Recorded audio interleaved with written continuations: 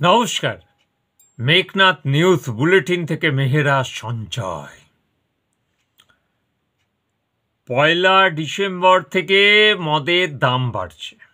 মদ মানে দারু ऐसा चीज खुदा से भी 19-20। এই যে দাম বাড়ছে, এখানে কিন্তু কেউ প্রতিবাদ করবে না, কারণ প্রতিবাদ করার মতো পরিস্থিতি নেই। যে প্রতিবাদ করবে তার হোম ফ্রন্ট মানে তার স্ত্রীর কাছে সে কেলানি খাবে। দারুবাজ লোকের সংখ্যা তো কম নয়।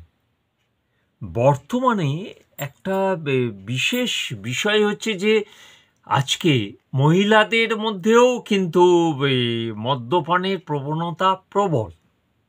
এটা মানে আমাদের এই পশ্চিমবঙ্গের মধ্যে কলকাতার রাজারহাট, নিউ টাউন, তারপর হচ্ছে বর্ধমান শহর, সব কিছু আমি ওয়াকিবহাল। এবং মদ্যপান সকলেই করেন, কিন্তু তখন কেউ প্রতিবাদ করার সাহসটা জোগান না, কারণ ঘরে বাইরে এখনই গোঁত্তা খেতে হবে। দারুর যতই দাম বাড়ুক বা তেলের যতই দাম বাড়ুক, কিন্তু সবাই খাবে।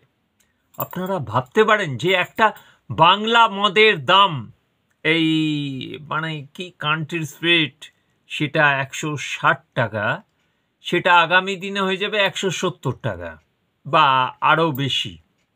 আমি অতটা ওয়াকিবহাল নই মদ বিষয়ে আর কি, যে সেক্ষেত্রে ভাবা যায় যে কেনই বাংলা মদ চোলাই চুল্লুকে বন্ধ করার জন্যেই বাংলা মদকে আনা হয়েছিল, এই কান্ট্রি স্পিরিটকে।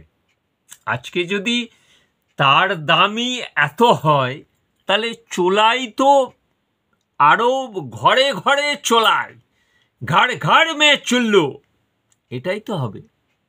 সরকার এক্ষেত্রে সিদ্ধান্তটা একটু ভাবা উচিত তাদের। এরপর যা বোঝা যাচ্ছে যে এই ১লা ডিসেম্বর থেকে তারা যা বলছেন, মানে প্রতিবেদক যেসব কথা আমরা পাচ্ছি, সেখানে দেখা যাচ্ছে যে ২০২৫ থেকে ২৬-এর শেষ এই আর্থিক বছরে মানে কি করা যায়, মানে হচ্ছে যে এখানে যে এই আগামী বিধানসভা ভোট, তার মধ্যে যে রাজস্ব যদি কিছু বাড়াতে পারা যায় আর কি। সরকার যে সিদ্ধান্ত নিয়েছে যে ১লা ডিসেম্বর থেকেই মানে হচ্ছে যে আপনার এই বিদেশি মদের ক্ষেত্রে ১৮০ লিটার বোতলে ১০ থেকে ১৫ টাকা করে বাড়তি,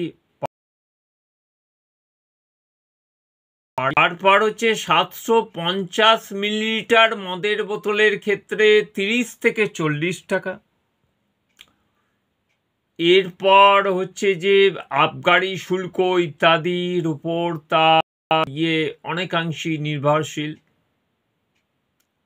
এই যে মানে দেশি মদের ক্ষেত্রে ১০ টাকা দাম বৃদ্ধি হবে।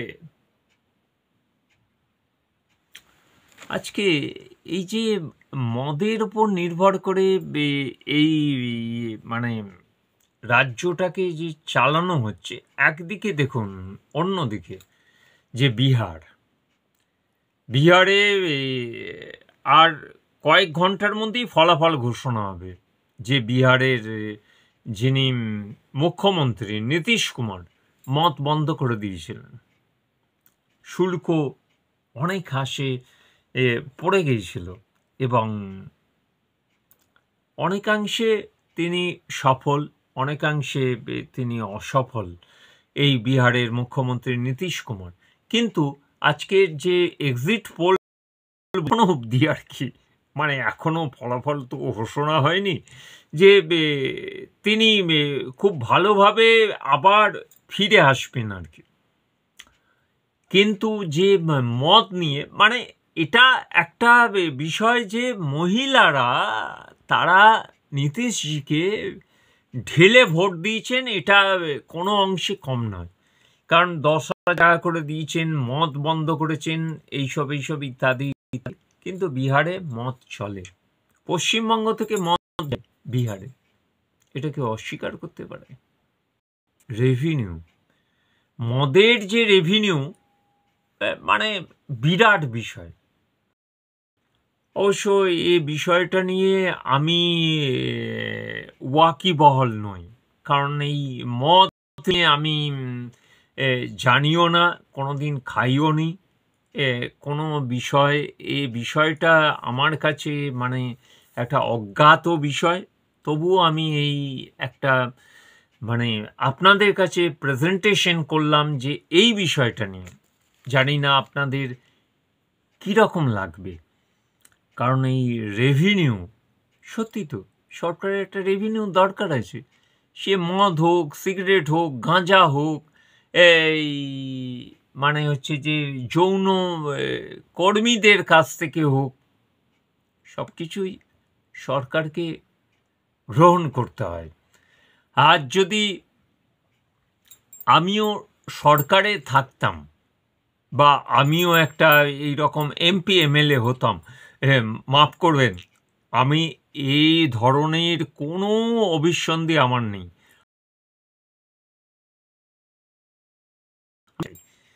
কারণ এরকম নোংরা লীলা খেলায় আমি অন্তত থাকতে চাই না।